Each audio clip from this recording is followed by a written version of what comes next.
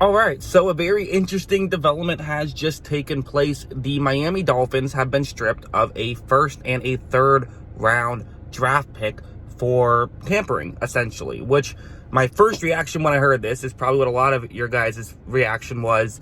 Who gets fined for tampering? I mean, every team tampers. We know every team tampers. I think this past off season, like literally like 2 minutes into the free agency period when you're allowed to talk to each other, Alex Kappa signed a deal with the Bengals. So it's like, how did that deal get worked out so quickly? Probably because it was worked out days ago. It's kind of an open secret that we know teams tamper, but there are different ways to tamper, and there are different layers to it. And I think that's why the NFL has come down so hard on the Miami Dolphins, because that's a significant punishment. There's also been some fines and some suspensions with front office people, but the main thing is going to be the loss of draft picks. And I kind of do understand it when you start to think about it, because what they were accused of, and the NFL felt like there was enough evidence to suspend them for it, was the Tom Brady situation. Seems like there's some smoke there now. I know people have already kind of speculated on the Tom Brady wanting to join the Miami Dolphins. It was clearly, I think at this point, it's clear to say that there's some truth to it. There's some truth to the rumor that Tom Brady and the Miami Dolphins had some communications. I think it's also probably fair to say that doesn't mean that the entire rumors are true. It doesn't mean that this was a way for Tom Brady to force Bruce Arians into retirement. We don't know any of that stuff. But what we do know at this point is that the NFL feels that there's enough evidence to punish the Miami Dolphins because of their talks with Tom Brady multiple times. When Tom Brady was a free agent or about to be a free agent, but he had still, not yet entered the legal tampering period. And then there was also last year when he wasn't even a free agent with Tampa Bay. He was just a player on their team, still with another year on his contract, which is, probably more damaging to this situation. A free agent talking early, maybe they wouldn't care too much about that. Who knows how many teams picked up the phone with Tom Brady, which is also fascinating because in 2019, that's when Brian Flores alleged that there was that situation where there was this, alleged tampering situation. And he just said a star quarterback. We now know that that's Brady. So that's an interesting situation.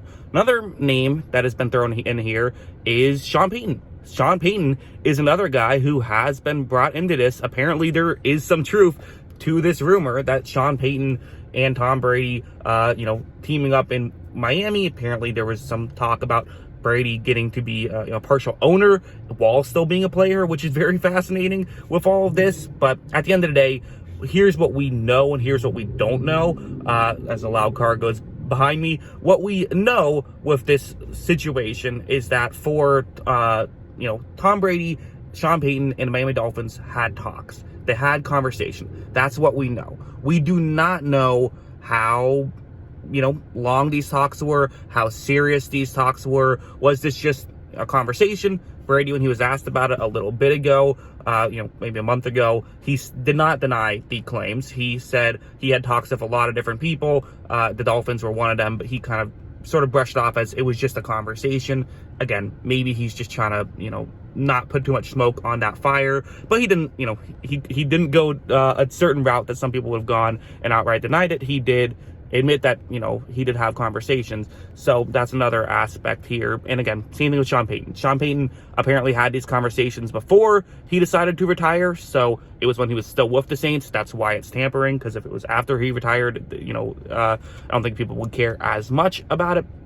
But still, a very fascinating situation and interesting in how it will impact the league, I think, because there's several impacts this can have on the league. I think the first thing that I just immediately think of when I hear this is, so does this mean teams are going to be a lot less likely to tamper? Like I said, tampering has kind of been just an accepted thing that happens in the NFL, which, is maybe good and bad. I've always kind of not really minded it that much personally. I've always kind of been a bigger believer with the whole tampering stuff in general, of sort of like, having kind of an open secret that teams will tamper with free agents a little bit before the legal tampering period begins. Not the end of the world. I think it kind of will deter teams from getting too far into it, but kind of allows, it still kind of gives the illusion of all that stuff. which isn't, a horrible thing. And at the end of the day, if most teams are doing it, who cares?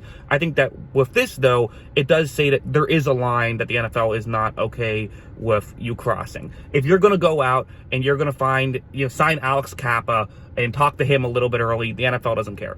If you're going to do this, what they believe is a big plan involving a star, and they mentioned in one of their things, talking about a star coach and a star NFL player, if you're getting both of those two, that kind of an impact, I think they care a little bit more about this stuff than, if it was just two random players. If it was just, again, like an Alex Kappa, I think it seems to me that they care more about the fact that it is Tom Brady, about the fact that it is Sean Payton. I think if it was something else, maybe they don't get punished as much. But losing a first and a third is tough. And honestly, thinking about it, Tom Brady's a free agent after this year.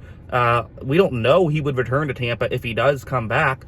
Maybe he, comes back and doesn't return to Tampa because Tampa can't franchise tag him. That's a clause in his contract. Maybe he was going to join the Dolphins after this year.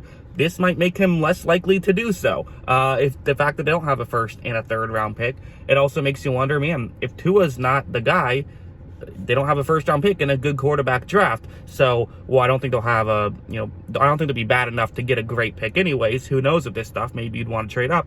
It's going to make things more difficult.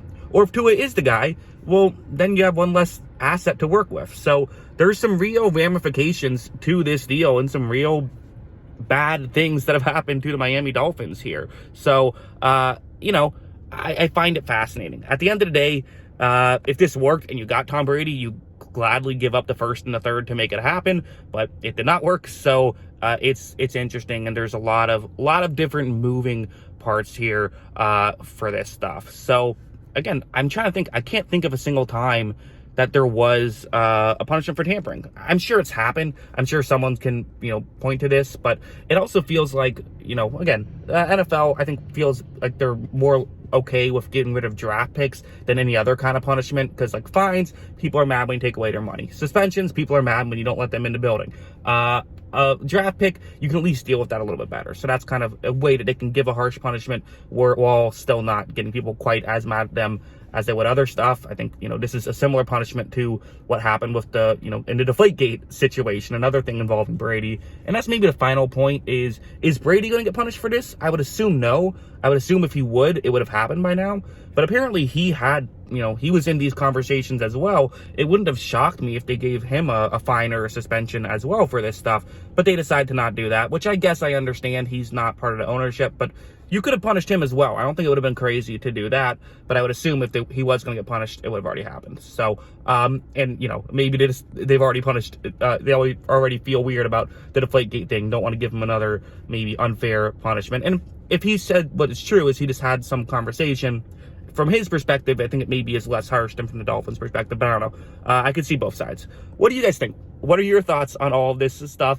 Let me know in the comments below. Always love hearing from you. And of course, as always, thanks for watching.